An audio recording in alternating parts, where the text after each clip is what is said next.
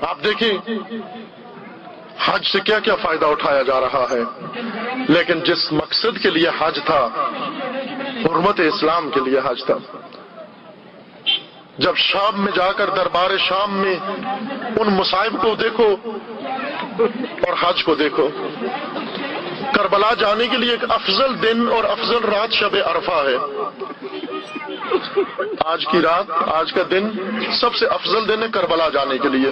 میں نے بعض کتابوں میں پڑھا ہے، بعضوں نے اعتراض کیا ہے، سمجھ میں نہیں آئی بات ان کو. اہل سنت میں سے بعض لوگوں نے، خود ظاہر نہیں آنی چاہیے، جب ہمیں خود تشیع سمجھ میں نہیں آتا تو ایک سنی سے توقع نہیں رکھنی چاہیے تھی اسے تشیع سمجھ میں آ جائے گا. پہلے شیعہ کو تشیع سمجھ میں آ جائے پھر ہم اس سے گلہ کریں گے کہ بھائی تشیع یہ ہے. پہلے شیعہ کو تشیع سمجھ میں آ جائے. بس شیعہ نے بھی ایسا اظہار کیا کہ یہ کون سا دن ہے، آیا یہ حج کے ساتھ معارضہ نہیں ہے کہ جس دن سارے مسلمین کو سرزمین عرفہ پہ ہونا چاہیے، اس دن سب سے افضل دن ہے کربلا میں جانے کا. اے کاش اس راز کو پا لیتے. یہ جن بزرگواروں نے ذکر کیا ہے کہ سب سے افضل دن و افضل رات سرزمین کربلا پہ جانے کی یہ دن ہے، یہ کن لوگوں کو کہا گیا ہے؟ یہ اسی لیے کہا گیا ہے کہ سید الشہداء علیہ السلام نے جب احرام کھولے، امت عرفہ آنے کے لیے تیار تھی، راز عرفہ سے آشنا نہیں تھی، راز عرفہ سے آشنا نہیں تھی. اس راز سے آشنائی کے لیے کربلا جانا پڑتا ہے، چونکہ کربلا عرفہ کا راز ہے. کربلا شعور ہے دین کا، قبلہ شعور ہے. پہلے مومن قبلہ شعور میں جائے، پھر قبلہ عبادت میں آئے.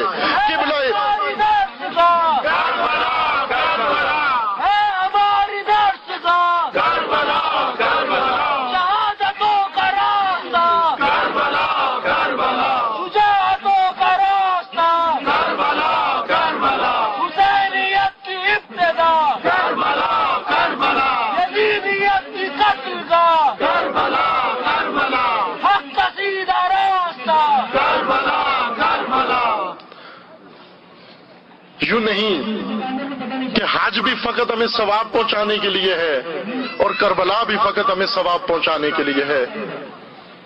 ثواب اللہ کی بارگاہ میں بہت ہے، اور خدا بھی فیاض خدا ہے، ذی جود خدا ہے، ذوالفضل ہے، ذوالکرم ہے. اس کی بارگاہ میں کسی چیز کی کمی نہیں ہے. اس کے خزانے پر ہیں اور اس کے خزانے دینے سے کم نہیں ہوتے بلکہ اور بڑھتے ہیں.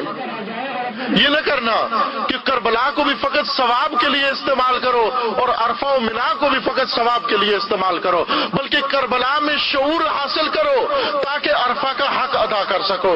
کربلا میں شعور حاصل کرو تاکہ منا کا حق ادا کر سکو.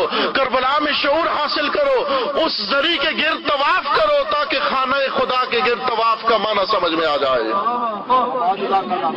یہ طواف سمجھ میں آ جائے.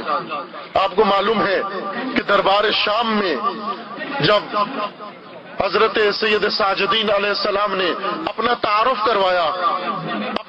کروایا، لوگوں سے کیا کہا؟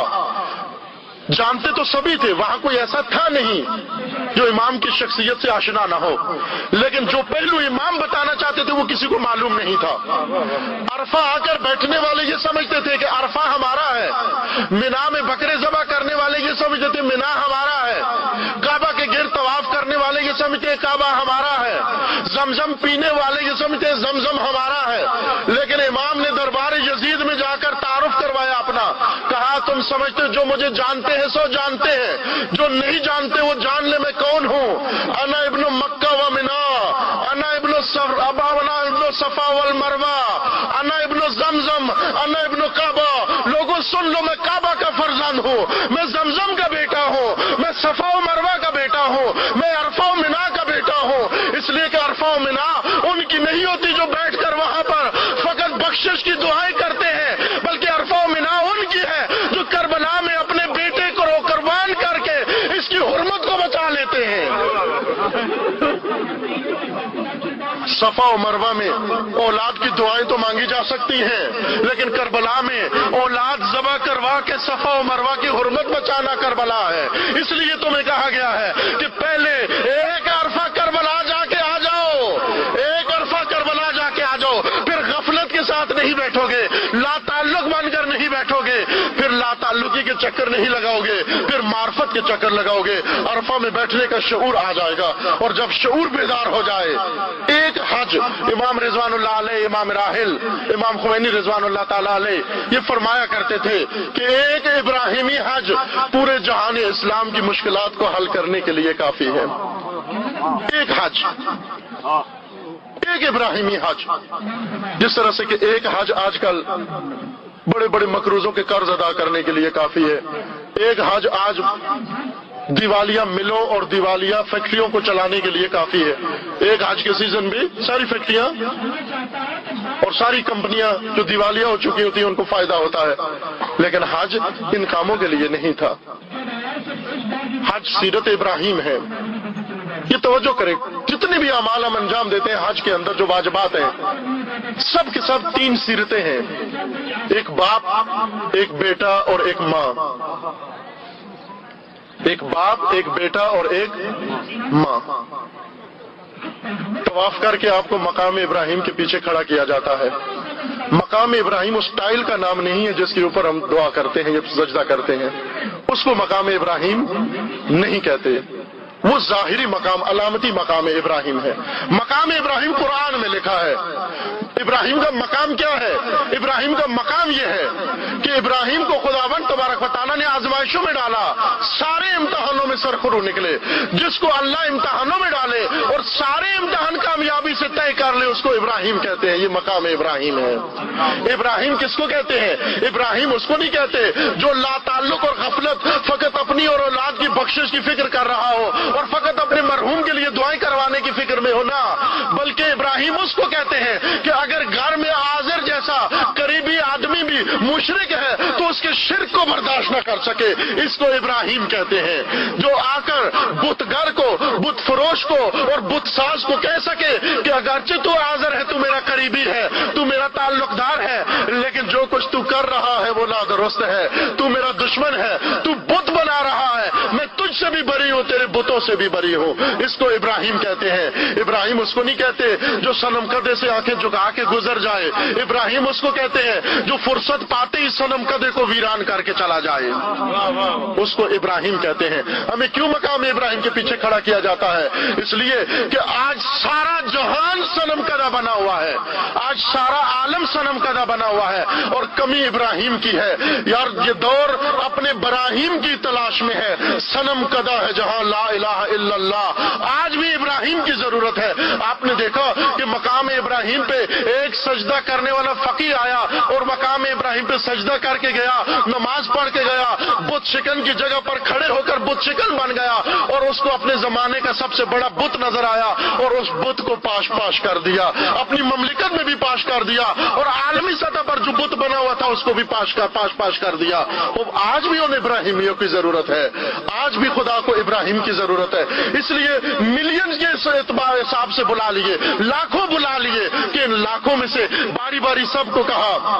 دیکھتے نا آپ جب بھرتی ہوتی ہے فوج کے اندر تو ایک اعلان ہوتا ہے عمومی، اور پھر بہت سارے، اگر 100 لوگ چاہیے ہوتے ہیں تو 2000 آدمی آ کر کھڑے ہوتے ہیں اور سب کو باری باری ان کا ٹیسٹ لیا جاتا ہے۔ اس ٹیسٹ میں سے 100 معیار پہ پورے اترتے ہیں۔ تو کیا نہیں سمجھتے کہ یہی کام ہمارے ساتھ بھی ہو رہا ہے؟ خداوند تبارک و تعالیٰ نے مقام ابراہیم رکھا ہے، 30 لاکھ کو بلایا ہے، باری باری کہا کہ ادھر آ کر ذرا نمازیں پڑھ کے جاؤ، سجدہ کر کے جاؤ، میں دیکھتا ہوں تم معیار پہ پورے اترتے ہو یا نہیں اترتے ہو۔ 3 لاکھ میں اگر 3 بھی ابراہیم نکل آئے، 30 لاکھ میں اگر 3 بھی ابراہیم نکل آئے، آج کا صنم کدہ ویران ہو سکتا ہے۔ لا تعلق نہیں رہنا، لا تعلقی کے ساتھ حج نہ کرے، چونکہ دشمن آپ سے لا تعلق نہیں ہے۔ قرآن کا ایک اہم موضوع، انبیاء کو خداوند تبارک و تعالیٰ نے اپنے دشمن سے آشنا کیا۔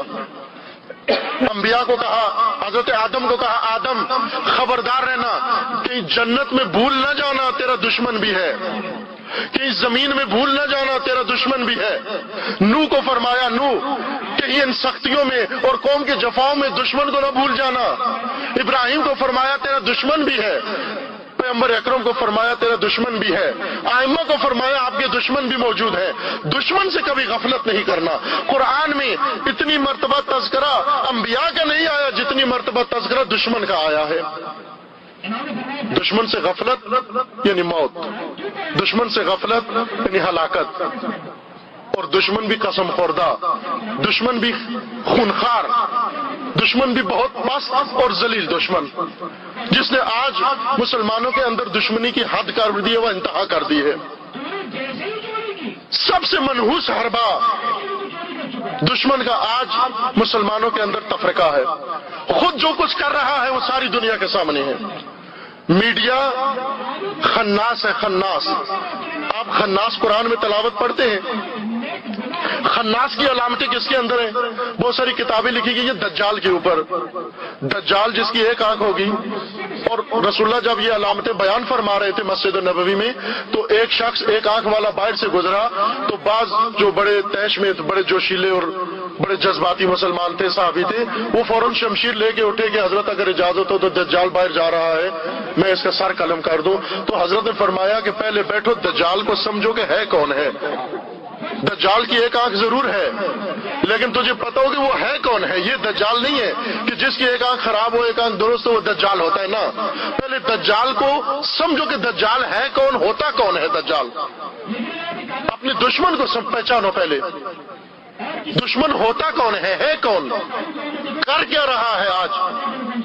سب سے منحوس حربہ دشمن کا آج مسلمانوں کے درمیان تفرقہ ڈالنا ہے، مسلمان کو مسلمان کا خون کا پیاسا کرنا ہے۔